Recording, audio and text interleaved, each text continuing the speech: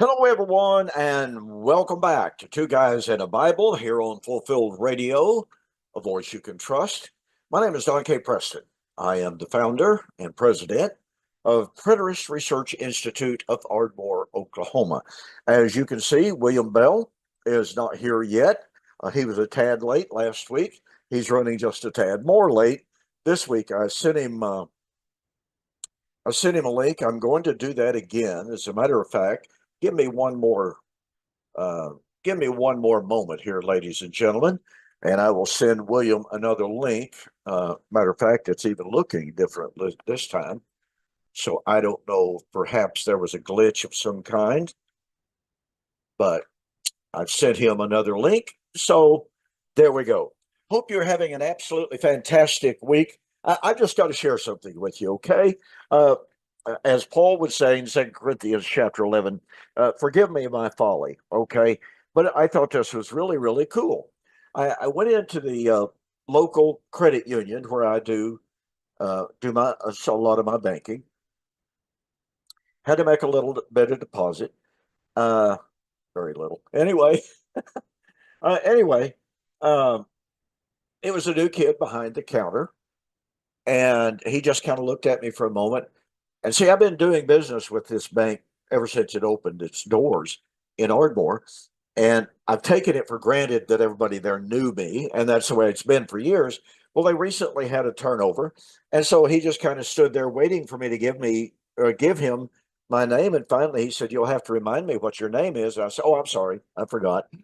You're a newbie." I said, "My name is Don Preston," and he kind of stood there for a moment, and he goes, "What did you say your name was?" I said, "Don Preston." He goes, "I know that name." "Really?" He said, "Do you are you on the internet?" I said, "Well, yes, as a matter of fact, I am." He said, "Oh, wait a minute. You engage in religious debates." "Well, yes, as a matter of fact, I do." And he goes, "Hang on here just a minute." And he gets on the internet real quick and looks me up. He draws up, several of my YouTube videos. He said, "I remember you now." He said, "You came through Chick-fil-A in a different town, and we got to talking."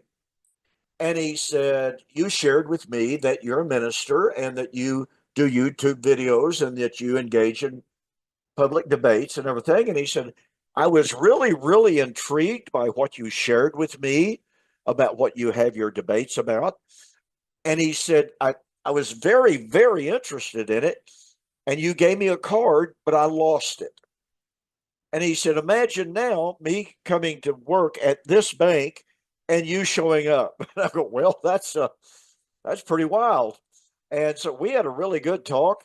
And another one of the tellers, who was like two booths over, he overheard the conversation and he came over and had to ask some questions about my ministry and what have you. So it was a really, really cool time of sharing and asking questions and just back and forth.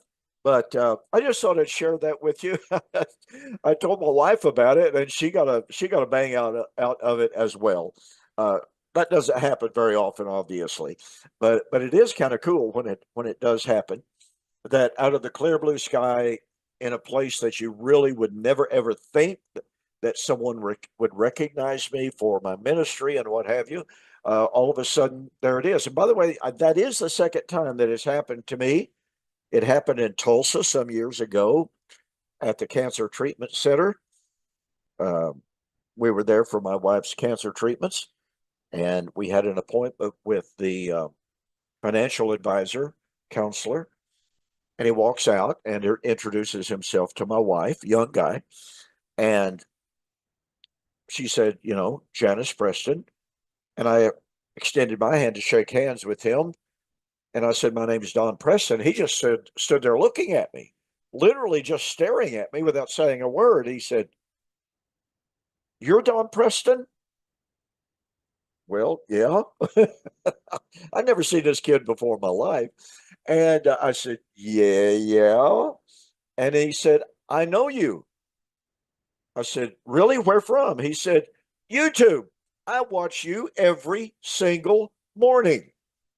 Now, is that cool or what? I just had to share that. And I thought you might enjoy that as much as I did because it really is kind of cool. Okay. Well, I'm hoping William will join us here momentarily. Let me send him a text, by the way. Uh, let me see here. Oh, boy. All right, William.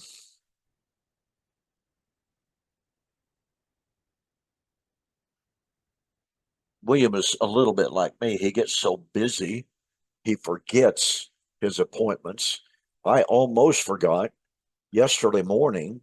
I had an appointment with a young gal that is a senior in school, and she was writing a thesis. She has to give a presentation on her thesis, and she wanted to come down from the Tulsa area and meet with me, ask me a bunch of questions, take a bunch of notes, because, well, again, this is a young woman that is going to give a presentation in a dispensational school where she's a senior, and she wants to give her thesis on why Jesus returned the second time in AD 70.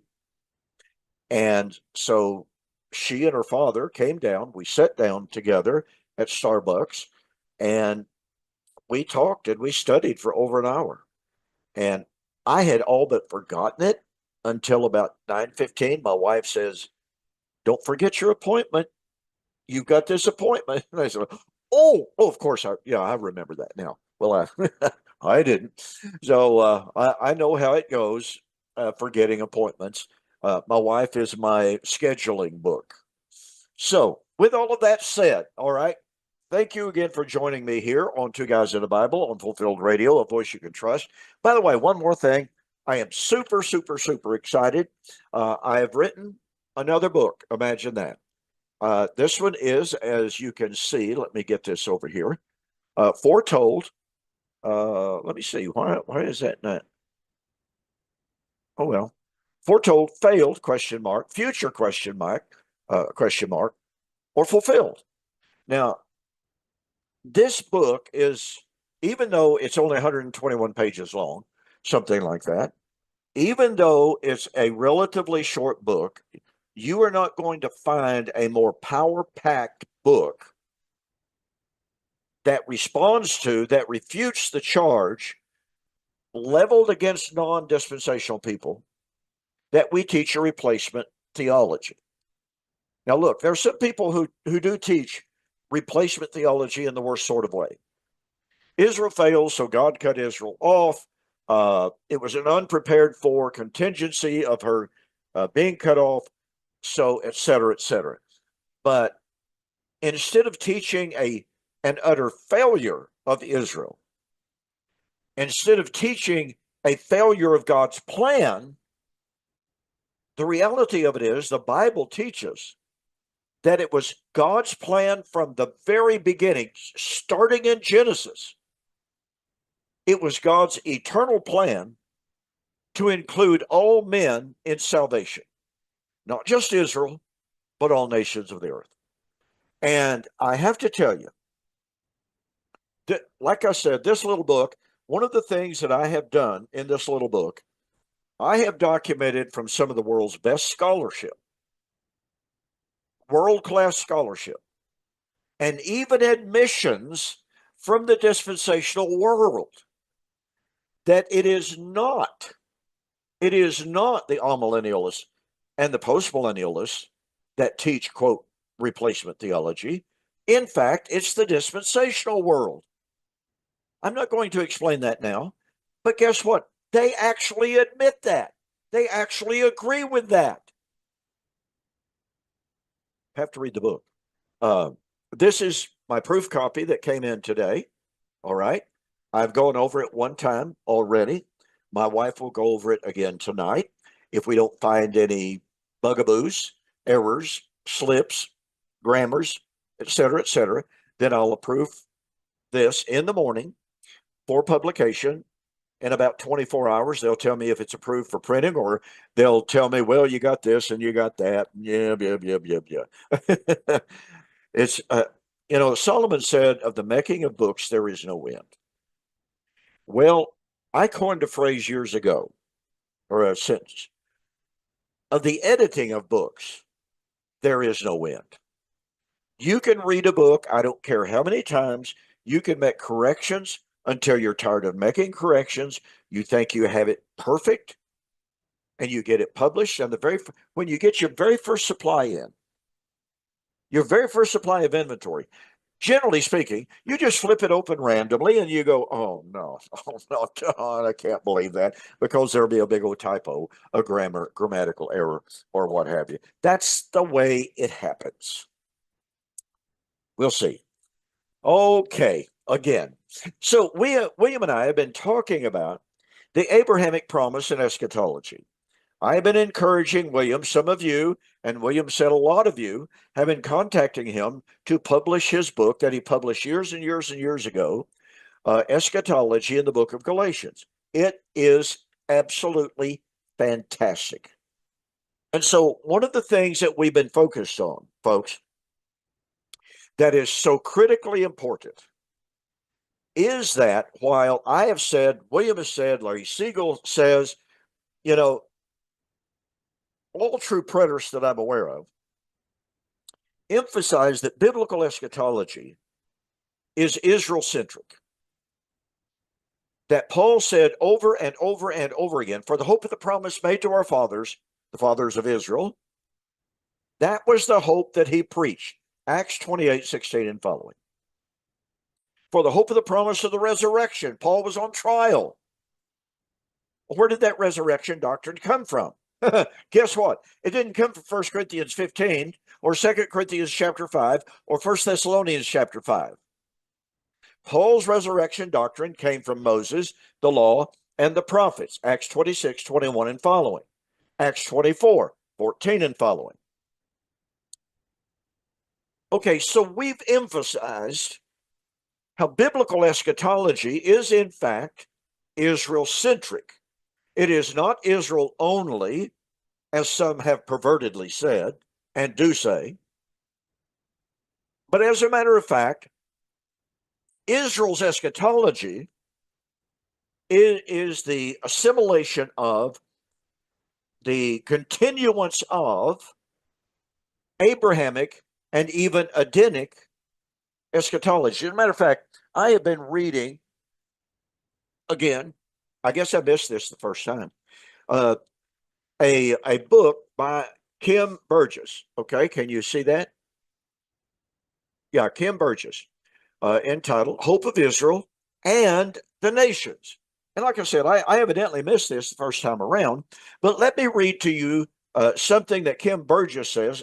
Now, this book is based upon radio interviews that he and Gary DeMar had on Kim Burgess's view of eschatology. Now, there's a great, great deal of Kim Burgess's eschatology that I agree with. Probably the majority of it. There's some points of divergence, but I want to read to you what he says on page 2. He says, Israel's eschaton was a subset of the greater world history. Old Testament Israel was not the end of the road here.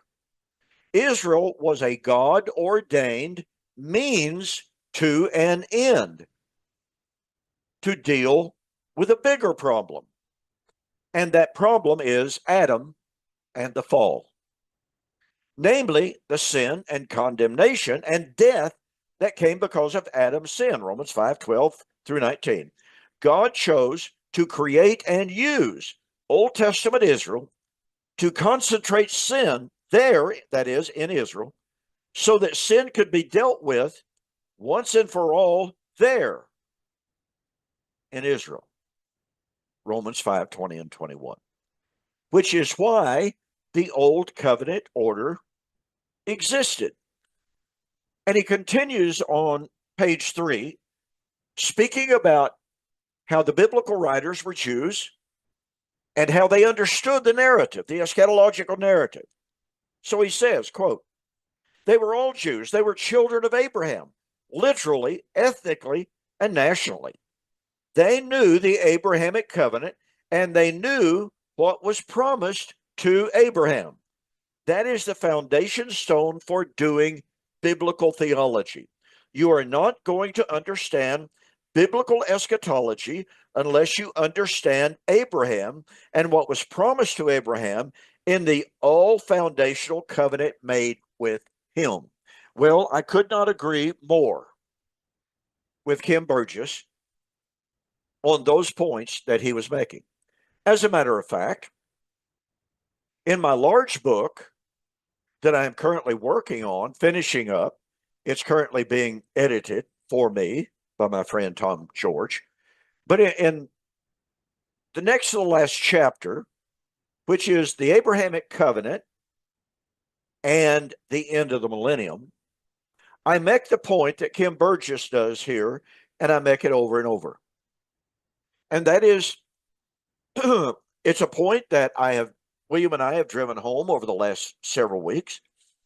And that is, once again, even though biblical eschatology is Israel-centric, it's not Israel only. The biblical story of eschatology goes back to the garden. It is carried into and through Abraham, and the Abrahamic inheritance is carried through Israel, but was to be fulfilled at the end of Old Covenant Israel's covenant age.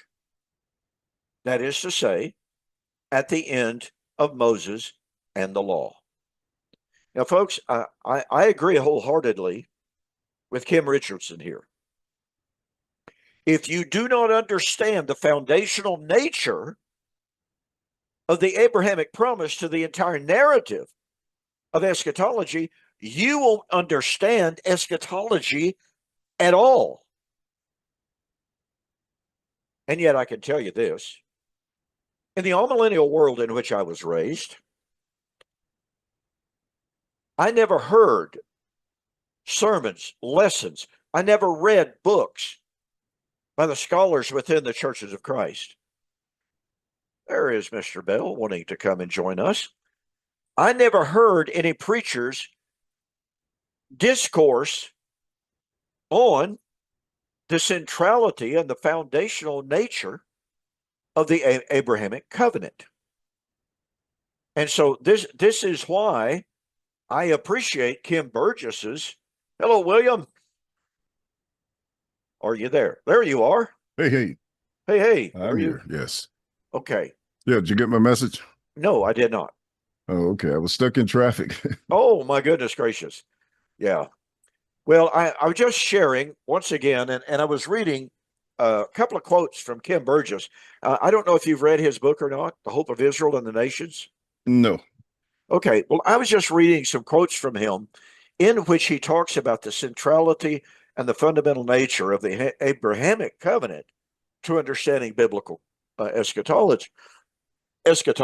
And he says, I'll just read the quote again from page 3. And he's talking about the biblical writers. Mm-hmm. And he says, they knew the Abrahamic covenant. They knew what was promised Abraham. That is the foundation stone for doing biblical theology. You are not going to understand biblical eschatology unless you understand Abraham and what was promised to Abraham in the all foundational covenant made with him, unquote. So I thought that was just an outstanding quote. It touches on what you and I have been talking about for the last several weeks, and how important it is to understand the Abrahamic covenant, or you will not understand eschatology at all. And just before you came on air, I was saying, in my upbringing in the Church of Christ, obviously we heard lessons about Abraham and the faith of Abraham. No question about that. But insofar as seeing Abraham as foundational for new covenant eschatology, I never heard a lesson on that. Did you? No, not once. No. And that's a huge, huge failing in the amillennial world as a whole. And I would even go so far as to say it's also a failure in the amillennial world. I'm sorry, in the postmillennial world. In the postmillennial world, you have lip service being paid to Abraham and his covenant.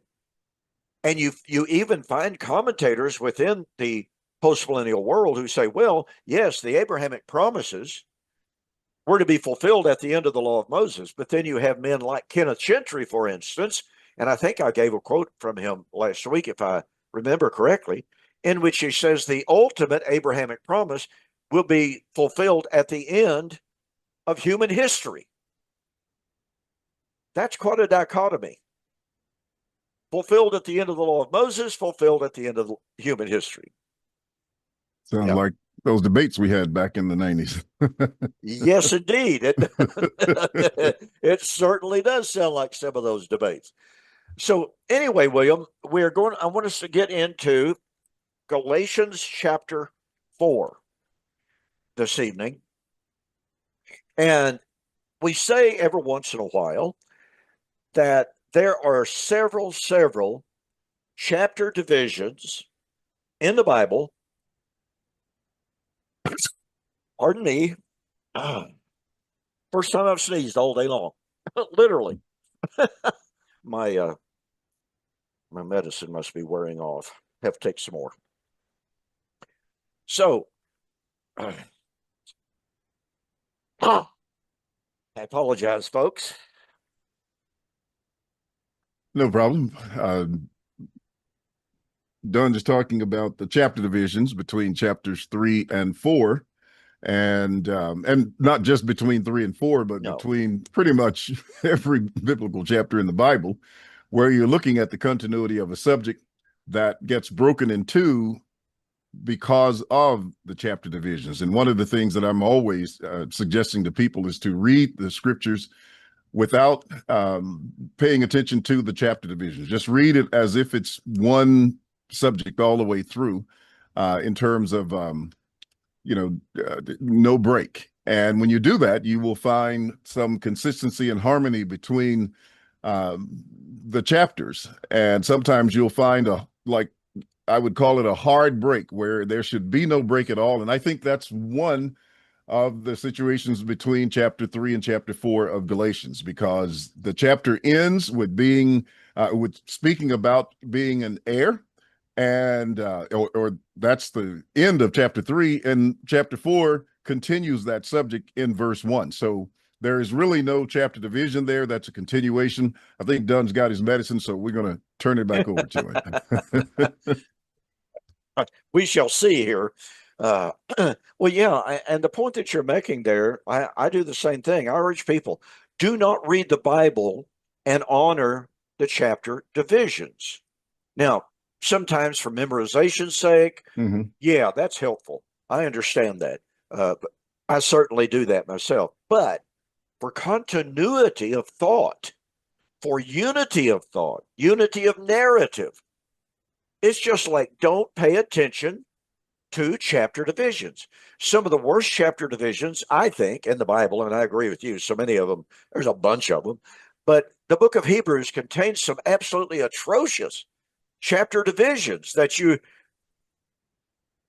the mind games that chapter divisions do with us causes us to go, what did he do here? Just shouldn't be them. I can think of a few in the book of Matthew. Oh, yes. Yes, indeed. I can too. No question about it. So, as you just pointed out, chapter 3, as we have it broken up into chapters, Paul says, number one, they're children of God by faith in Christ Jesus. For as many of you as been baptized into Christ have put on Christ. We talked a good bit about that clothing.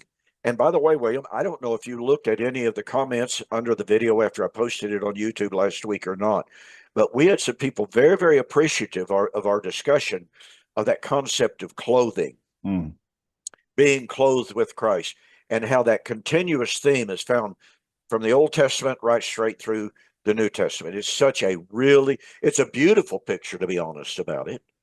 Well, I'm very excited to hear that. I'm happy to hear that because, as you say, it's a very, very important theme, and I think it will help open the eyes and open doors in terms of people understanding what's going on there. So, yeah, Yeah, and very good. perhaps we should pick up on one more element of the being clothed that we did not develop extensively. But the being clothed is very, very closely related to the wedding and the marriage motif. Hmm. You know, you find that in Isaiah chapter 52. Awake, awake, O Zion, put on your beautiful garments, O Hmm. Jerusalem. And that's wedding motif there. And so you come all the way through the New Testament, and in Revelation chapter 19, verse 6, you find the bride adorned for her husband, and her clothing is her righteousness. Right. And so these are some really, really beautiful concepts of being clothed with Christ, being clothed with righteousness, and being clothed, they would then be found spotless Hmm. and blameless before him. These are all interrelated subjects. So then he says in chapter 3, as he closes out, therefore there is neither in Christ, there is neither Jew or Greek. I got to get this up closer for my reading glasses here. Uh, Neither slave or free, there is neither male or female, for you all are all one in Christ Jesus. Now, as we pointed out, and I just want to hit this very, very quickly again, this passage is dynamite. It was societal dynamite in the culture in which Paul was writing. Just think about it in the context. There is neither male nor female. Now, some people, I think, misconstrue that, and they say, "Well, women have exactly the same roles as men today." I don't believe that's correct. I believe that there is basically an eternal hierarchy, if you wish to express it like that. Paul expresses it in 1 Corinthians chapter 11. Correct. But it has to do with standing. It has to do with access. It has to do with inheritance, because that's what the subject is. Correct. And so he is addressing those who, under the law, being male or female had everything to do with inheritance. I mean, if you're female, you were just about left out until you come to the book. Is it Numbers, where the daughters of Zelophehad, yes. Zelophehad? Hmm. I've always had trouble pronouncing that. But, you know, their father dies. They don't have any husbands. What are they going to do? Well, they received the inheritance because God granted that. But that was that was totally radically different. Yeah, it was an exception It was made. an exception. It truly was.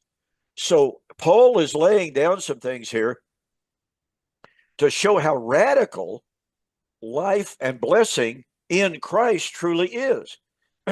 In Christ, there is no difference between men and women receiving the inheritance. We stand on equal ground insofar as faith is concerned, insofar as inheritance is concerned. Perhaps not in function, not in hierarchy, because Paul's pretty specific about that in 1 Corinthians 11. But nonetheless, insofar as standing and equality and inheritance, absolutely no difference whatsoever. You want to add some thoughts to that? Well, yeah, even in the context of the slave, they had no inheritance. As a matter of fact, later on in the chapter here, as we get into it, you know, he'll talk about the son versus a slave. And when you go back to, I think it was in the Code of Hammurabi that suggested that a slave could not even address his master as father. And if by chance the father addressed the slave as a son, then that entitled him to the inheritance. Right. So it was very important in terms of those distinctions. And Paul will get into that just, you know, right there in verse 1, actually, of chapter 4. Yeah. Okay, so he closes out chapter 3, in which he says, if you are Christ, then are you Abraham's seed and heirs according to the promise. Now, once again, we have to look at this concept of being an heir. Abraham was given twofold promises. He was given literal physical land promises and inheritance in the land promises. There were all sorts of physical blessings that accrued by being of the lineage, physical lineage of Abraham. All of those were fulfilled. But now Paul is addressing that spiritual seed. He'll get into that in chapter 4, 22 and following. There are two seeds that Paul wants to discuss. There's the physical seed, and there's the spiritual seed. And that spiritual seed didn't have anything to do with blood. It had to do everything with faith. Am I tracking that correctly? Yes, faith and the promise of God. Right. So now he says, once again, you're all the children of God by faith, not by physical lineage, but by faith. Okay. So then in chapter 4, and I know, in fact, before you came on air, William, I was saying we all got to keep pushing William Bell to publish his book on Galatians and eschatology to get it done. I'm not hearing a commitment. I'm going to have to sit down and do that when I'm done painting my house. So, all right. So, but chapter 4 builds on in an extremely, extremely powerful way what he has said in chapter 3. Now, I say that the heir, as long as he's a child, does not differ at all from a slave, though he is master of all.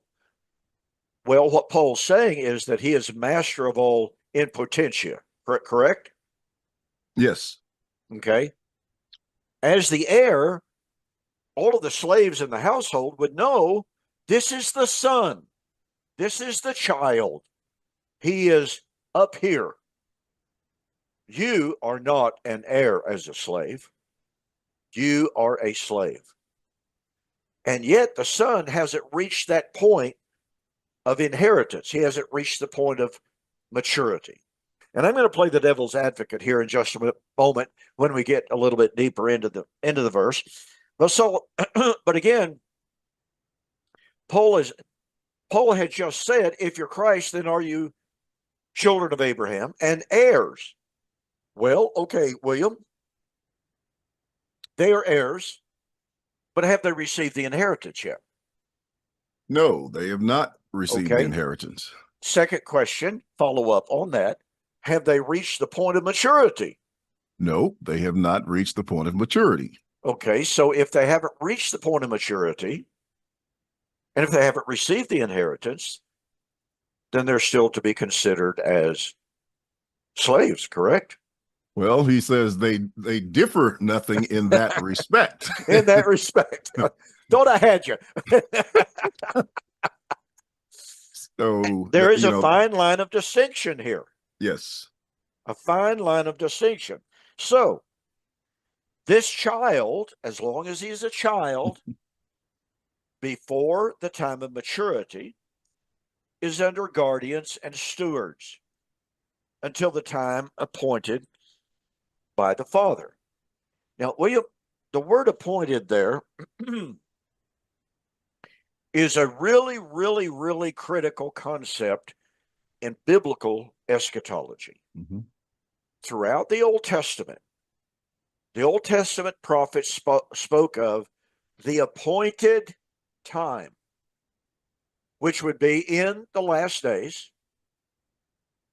And even though the book of Daniel doesn't use the term appointed time in Daniel chapter 2, or even in chapter 7, in Daniel 9 and in chapter 12 as well, when it's talking about the end of the 70 weeks, and when it's talking about the appointed time of the end in Daniel chapter 12, all of a sudden in Daniel 9 and in chapter 12, the appointed time of the end is the time of the resurrection.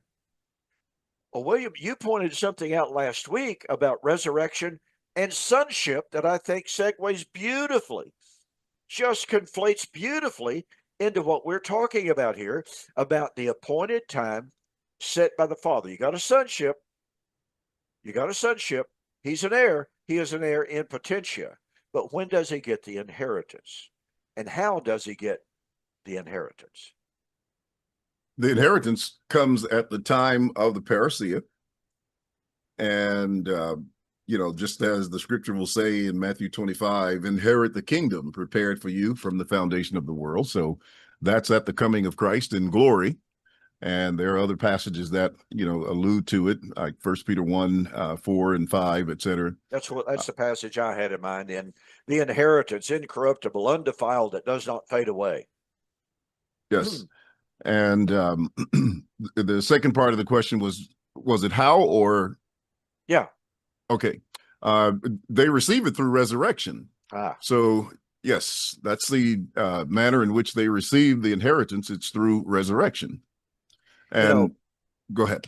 Well, I was thinking about Luke chapter 20 and Matthew chapter 20 as well. Luke 22, excuse me. And where Jesus said, those who are counted worthy, which is a fascinating terminology, to obtain that age cannot die, for they're like the angels, and they are sons of God, being sons of the resurrection. Obviously, I don't have to tell you, William, that the opponents of covenant eschatology love to use this passage. Well, they neither marry nor are given in marriage, and and they neither on and on and on it goes. They're sons of God through the resurrection. They cannot die. Well, look, we're all going to die. And Preston, you're married. Bell, you're married. You guys can't believe that the resurrection has happened.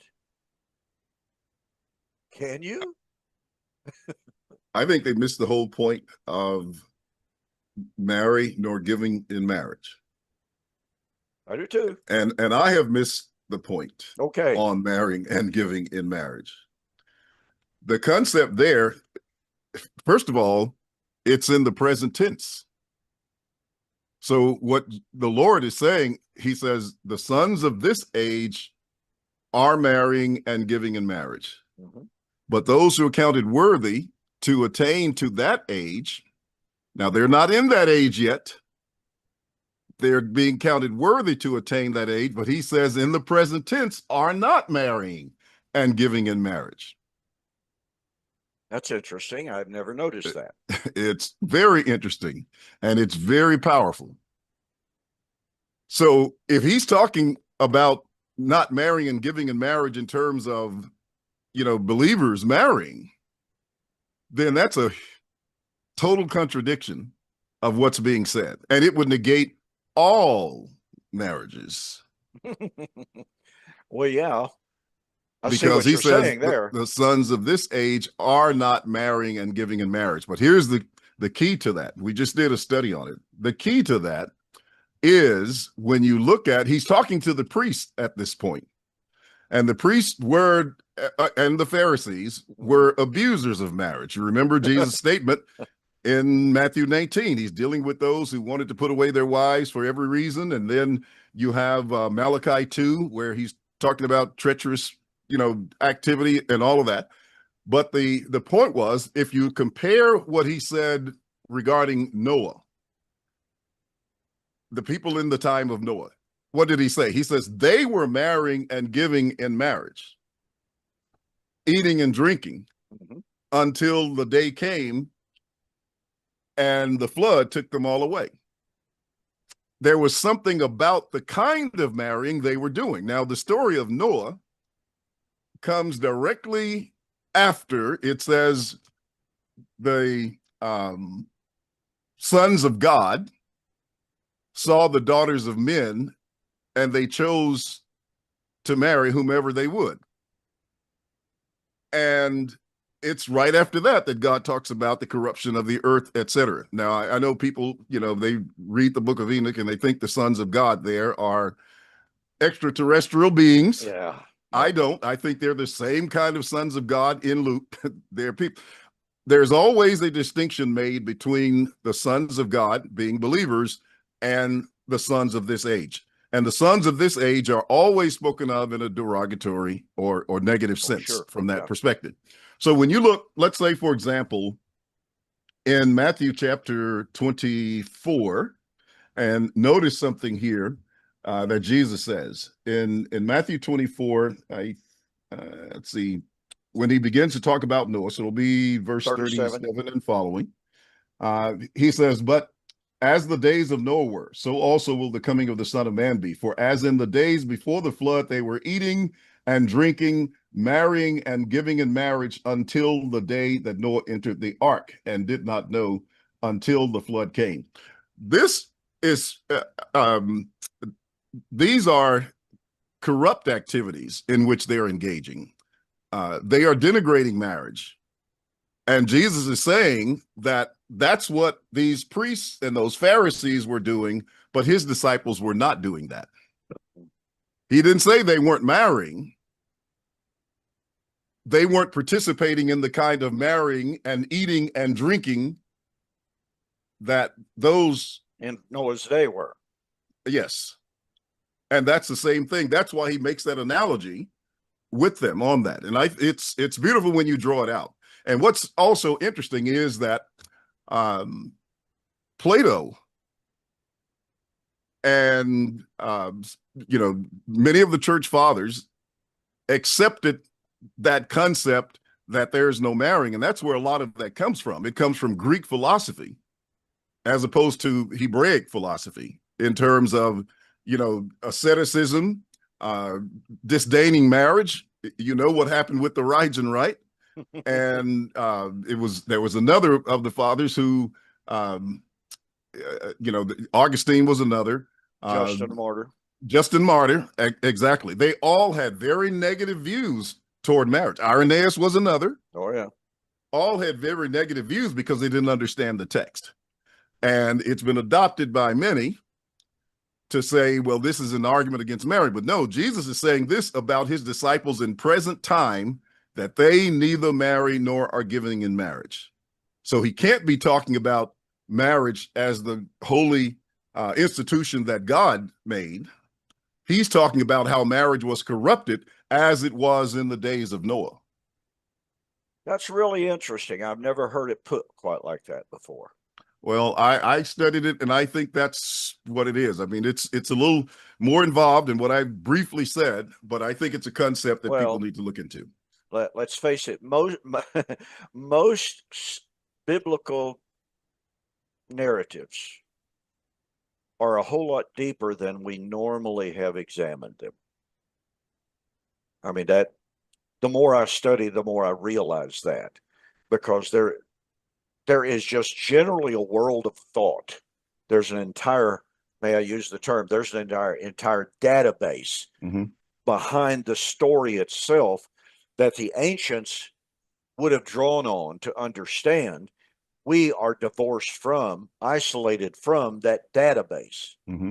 And I'll just say this is one of the reasons I appreciate N.T. Wright, R.T. France, Scott McKnight, and some of those scholars. They do such a magnificent job of bringing out the common person's thought, their thought world, what the German scholars called the Zetzenleben. I think that's sort of kind of the way you pronounce it. But the everyday life, okay? And it makes the Bible come alive in ways that are just incredible once we tap into it. So, like I said, I'm more than intrigued by what you've touched the palate with tonight. You've given us a little bit of a taste. I started tracking with you very quickly there when you were referring to what they were doing in the days of Noah. God wasn't condemning them for eating and drinking. That's an everyday part. That's a part of everyday life. Right. He was condemning them because, to go back to Genesis 8:21, every thought and every intent of their mind and heart was to do evil continually. That's a summation of the society in which Noah lived. Oh, yeah, they ate and they drank. They partied it up, in other words. Yeah, but think about this now. Um, One of the statements Jesus makes in Matthew 24, in verse 48, he says, "But if that evil servant says in his heart, my master is delaying his coming, and begins to beat his fellow servants," that's a negative action, Oh, yeah. "and to eat and drink with the drunkards." Yeah. So, you know, this is not just our normal eating and drinking. This Right. is eating and drinking with the drunkards. And that's the activity that was being condemned, along with the corruption as far as marriage was concerned as well. I can see that. I'll have to give that some more thought, but I can see that. And that's very, very intriguing. Okay, back to Galatians 4. So here is Paul talking about being under guardians and stewards until the time appointed by the Father. Well, as I made the comment, talking about the appointed time. Well, the appointed time throughout Scripture is eschatological. There's some exceptions to that. I mean, you have the appointed time of the harvest, just the regular agricultural appointed times and what have you. But kairos, that word that is very commonly translated as the appointed time, or even the divinely appointed time, here, since he's talking about inheritance, so Paul is drawing on the natural world of his world, and that was both the Roman world and the Jewish world as well, of the cultural practices of a child. He is Lord of all, even though the time appointed for his inheritance had not yet arrived. So then Paul says something that, and I've been going around with a couple of guys on my YouTube channel, and I got to share this. One of them, of course, he's constantly on my YouTube channel telling me and reassuring me that I'm a heretic doomed for hell. He really, I guess he's afraid I'll forget that. And so he told me a couple of different times today that the law passed away at the cross, and that anybody that denies that joins me in heresy. I read And that comment. did you? There Okay. was one on Facebook. It was Yeah. talking about the atonement. Is Oh, that the yes, context? yes, Yeah, yeah, indeed. yeah, That yeah. no, that's a different discussion, Okay, but but the it's same basic. same premise, same, Yes. yeah. It When Preston says this, he's a heretic, and they, you know, well, I won't go into it. That take too much time to develop that, but I go through this almost every single day of individuals who are claiming that the law of Moses ended at the cross. Now, this one particular individual on YouTube recently, now not today, but recently he appealed to Galatians chapter 4, verse 3, where Paul says, "Even so we, when we were children, were in bondage under the elements of the world." So here Paul seems to be saying, okay, we're children, we were in bondage, we were the same as slaves, but now we're no longer under the law. Therefore, the time of the inheritance has arrived for us. So is Paul saying that kind of thing? That the is he saying that the law had indeed passed away? I mean, I'm sitting here thinking it's not even close to what he's saying, but nonetheless, I want you to comment on it, of how people are trying to misuse this text to try to prove that the law had already passed away. Yeah, it's basically what they do with all of these passages. They get one part of it and they hone in on that. Not that much of Yes, it. and ignore the rest of the text. And this is not an isolated context here in terms of this theme or motif being spoken of. It's also in Romans chapter 8 and says, in essence, the same thing. So if you were to read a few more verses, as he says, even so we, when we were children, were in bondage under the elements of the world. But then he goes on and talks about when the fullness of the time was come, God sent forth his son, made of a woman, made under the law, to redeem those who were under the law, that we might receive the adoption as sons.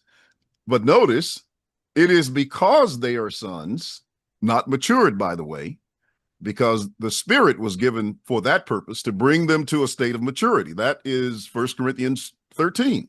Yep. And Ephesians so, chapter 4. Ephesians chapter 4, exactly. Because you are sons, God sent forth the Spirit of his Son into your hearts, crying out, Abba, Father. Therefore, you're no longer a slave, but a son. And if a son, then not one who has inherited, but he says, then you are an heir. Well, let's point something out here. You have received the spirit of adoption, whereby we cry, Abba. Abba was what a little bitty child would cry. It is not a term that a full grown, matured son used for father. This is Abba is it's a little bitty baby, infant that's learning to talk. It hasn't matured, and that's the point of Abba. It's a great That's point. Great. that's the understanding that I get from looking in the good historical critical commentaries. They just tell us, okay, Abba is a little boy, little bitty child. So it agrees perfectly with this idea of immaturity, and so therefore the time of the inheritance has not arrived because they're still having to call him Abba. Right. And you alluded to Ephesians 4, that talks about them as children. 1 Corinthians 13 as the nepioi. They have not attained to that maturity. They have not attained to legal age. That's when you inherit. You can have children and you can designate them as the beneficiaries of all of your assets and everything in your will, but they can't touch it as long as they're under legal age. You can say, okay, it's yours, but you've got to be under some type of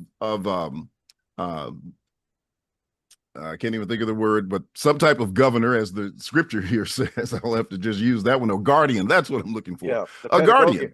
Pedagogies. Yeah. So you're under a guardian until you reach legal age, at which time then you are able to take over the inheritance that has been designated for you. But again, you're just like the slave who can't touch it until you reach that legal age, as far as that goes. So that's very important, that after they have been baptized, he said, you are sons of God by faith in Christ Jesus. So they've been baptized. That looks back to their activity and action before, but now having become a son, he says, you are an heir, and therefore looking forward to the receiving of the inheritance, which comes at the parousia. Well, and not only that, he goes ahead to say, God said for the son, born of a woman, born under the law, to redeem those under the law that we might. That's in the subjunctive. Correct. That is a forward-looking thing, that we might receive the adoption as sons. So the text it literally is permeated with concepts of immaturity, of the promises that were to be received, of the potentiality of it, that is the subjunctive, the future aspect of it, and looking forward to the appointed time. So it's like you said, pardon me, so many of these people who want to argue, well, Paul said the law was nailed to the cross, so the law passed away at the cross. They're picking out about that much of a verse that sounds good, but they're putting a twist on it that is not contextual. And I got to tell you, I started to tell the story of this one fellow on YouTube today. He was insisting that, again, I'm doomed to hell, and that Paul was saying the law passed away at the cross. Well, I pointed out that, the very text that he was appealing to, Colossians chapter 2, Paul said that the last 3 feast days were, when he wrote, shadows of the good things that are about to come. Well, that's in the present participial tense. And I pointed out, here is Paul saying that the feast days were not fulfilled. Well, if the feast days were not fulfilled, then the law had not passed. And he writes back and he says, I'm not exaggerating here. Every one of the feast days were fulfilled at the cross, and they still point forward to the second coming. Wow. I had to point this out twice. You cannot say that the feast days were fulfilled, but they will be fulfilled at the cross without saying the law is still binding. Or saying the judgment happened at the cross. Or saying judgment, the parousia, happened at the cross. And of course, that's what gets into this discussion of was the atonement completed at the cross? Mm-hmm. They want to compact and isolate the atonement, and they even want to separate it from the judgment and the parousia and the resurrection. So I asked this one individual on Facebook today if the atonement was finished at the Passover, then why did Israel even have a Day of Atonement 7 months later? In the Jewish mentality, in the Jewish calendar, Passover was one thing. Now, according to Tom Holland and Andrew Perriman, both, there were elements of atonement attached to the Passover. You know, that it is incorrect to say that the atonement was consummated at Passover, even though Passover had elements of atonement attached to it. Because again, if atonement and Passover are equal, if they are synonymous and synchronous, then you shouldn't have Passover as the first feast and Yom Kippur as the sixth feast. That just doesn't work chronologically. And I have been asking these individuals who attack us so vehemently for saying that the atonement was consummated at the parousia when the high priest came out of the most holy place to bring salvation. And they said, no, that happened at the cross. Well, I didn't realize that Christ came out of the most holy place at the cross to bring salvation. And secondly, why was there a separate feast day for Passover and for atonement if atonement was consummated at Passover? And isn't there, when you look at the book of Exodus 12 and Joshua 5, isn't there a future emphasis on the fulfillment of Passover from that perspective? Oh yeah. When you look at it, because he talks about what it occurred, but he also talks about what would occur in the future regarding the Passover feast.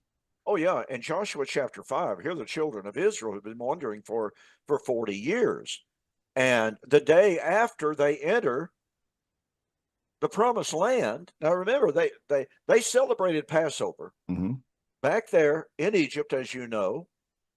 They kept it during the wilderness wandering, but then they kept it in a brand spanking new, significant way when they entered the Passover, entered the promised land. And Joshua chapter 5 is really an intriguing statement. They enter into the promised land, and the day after they enter the promised land, the manna stops, and they observe the Passover. And the text says, Joshua says, this day the reproach of Egypt has been rolled back from you, has been removed from you. Oh, wait a minute, you've been gone for 40 years, for crying out loud. There you go. But not until they entered. And so the observations that I have made is what you were getting there to there at a moment ago.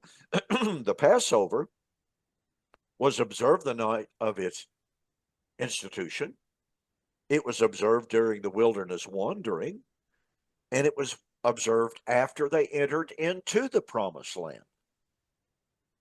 So it carried with it both a tonight, a continuance during the 40 years, and then a retrospective celebration after the fact. And I think that, to me, that's just really, really beautiful stuff. Yeah, it is. One other word, and I know we don't have time to develop it at this point, but since we were talking about sons, there's that word adoption as Oh yeah, sons. oh yeah. I thought And about that as we passed over it. okay, all right. Yeah, Well, we'll need to pick up on adoption next week. okay, very All good. right. All right. Good show, William. Thanks as always for being with me.